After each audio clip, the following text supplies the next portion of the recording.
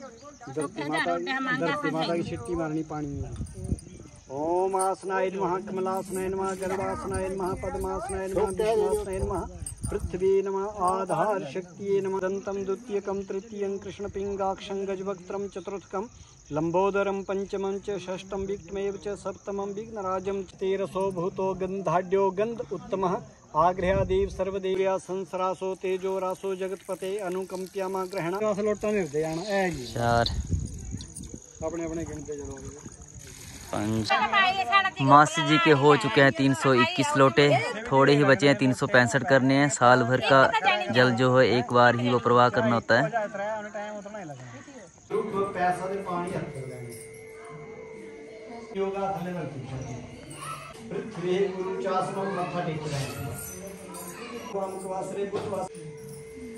फूल चोड़ ले ओम ब्रह्म ज्ञानम प्रथमं द्विसीमता सूर्यो के नाथ, आप मुझे एक ऐसा व्रत बताने की कृपा करें जिसके करने से सभी विघ्न दूर हो जाएं। श्री कृष्ण ने कहा, हे महाभाग, श्री पार्वती जी ने शंकर भगवान जी से यही प्रश्न किया था। तब शंकर जी ने पार्वती से जो कहा था, हे वराहे, वह कर्क चतुर्थी नाम का व्रत मैं तुमसे कहता हूँ। समझ लगी पार्वती भी शिव जी हाँ कुछ दिए गए जरा शिव जी ने पार्वती की दस्या वो एक कर्क चतुर्थी का व्रत मैं दसना दूंगी। द्रौपदी गले श्री कृष्ण ने इसे करवा चौथ भी करा देते। सुनो, यह सब प्रकार के विघ्नों का नाश करने वाला है। श्री पार्वती जी ने कहा कि हे भगवान, यह कर्क चतुर्थी का व्रत कैसे किया जाता है तथा उसका विधान क्या है, इनके विधि क्या है? क्या पहले भी इस व्रत को किसी ने किया है? शंकर जी बोले, हे पार्वती, अनेक प्रकार के रत्नों से शोभायमान, चांदी और सोने के भवनों से भरे, विद्वान पुरुषों से सुशोभित, लोगों को वश में करने वाली दिव्य स्त्रियों से शोभायमान, यहाँ पर सदैव ही वेद ध्वनि होती है। ऐसे करने स्वर्ग से भी मनोहर परम रमणीक शुक्र प्रस्थपुर दिल्ली शहर में एक वेद शर्मा नामक ज्ञानी ब्राह्मण रहता था। उसकी पत्नी का नाम लीलावती था। उसको महापराक्रमी 7 पुत्र और संपूर्ण लक्षणों से युक्त वीरवती नाम की एक कन्या उत्पन्न हुई। 7 उसके बेटे है, एक लड़की है।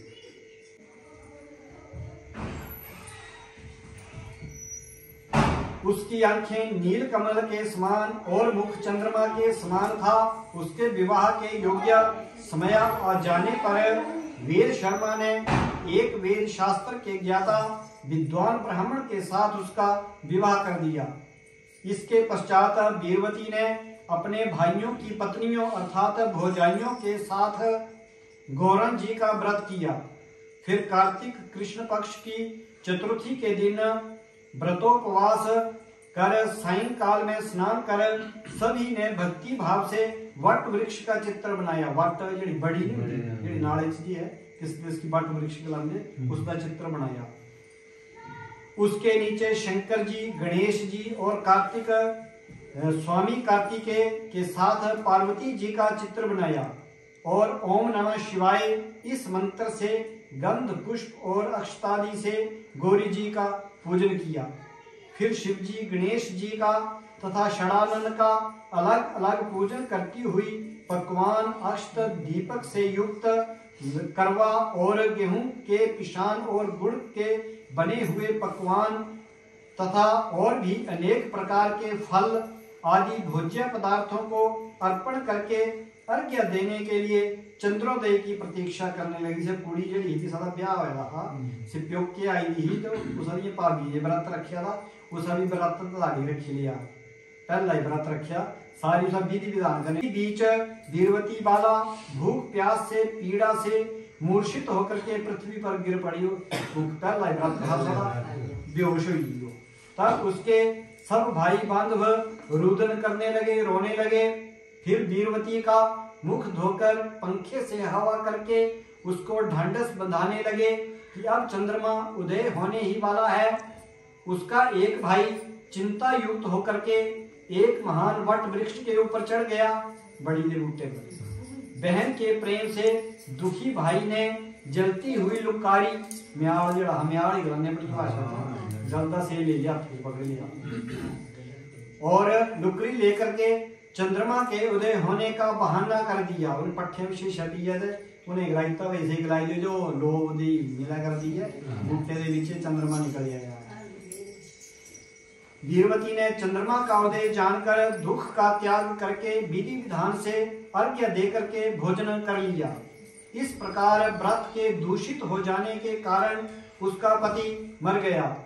जब वीरवती ने अपने पति को मरा हुआ देखकर पुनः शिवजी का पूजन 1 वर्ष तक निराहार रहकर किया। उसके बाद 1 साल तक निराहार व्रत किया। जो 365 लोटे पानी रोजे का 1 लोटा होता ना, उसका 1 लोटा दिता रोजे का पूरे जड़ाड़िए का। वर्ष के समाप्त होने पर जब साल पूरा होया, कर्क चतुर्थी करवा चौथ आई तदाड़ी का व्रत पूज्या। उसने अपनी चतुर्थी के दिन अपनी भौजाइयों के साथ विधि पूर्वक विधान से पूर्वोक्त यह करवा चतुर्थी का व्रत किया। जब उस दिन देव कन्याओं के साथ इंद्राणी वहां कर्क चतुर्थी का व्रत करने के लिए स्वयं स्वर्ग से वीरवती के पास आई, तब वीरवती ने इंद्राणी से सब बातें पूछी। वीरवती ने कहा कि मैं कर्क चतुर्थी का व्रत करके अपने पति के घर आई तो मेरे पति की मृत्यु हो चुकी थी।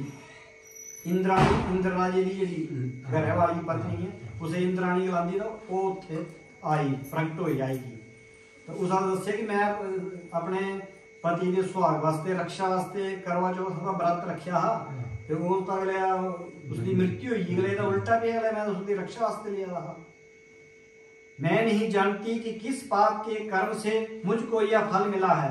हे मातेश्वरी, हमारे भाग्य से आप यहाँ आ गई हैं, सो मेरे पति को जीवित करके मुझ पर कृपा कीजिए।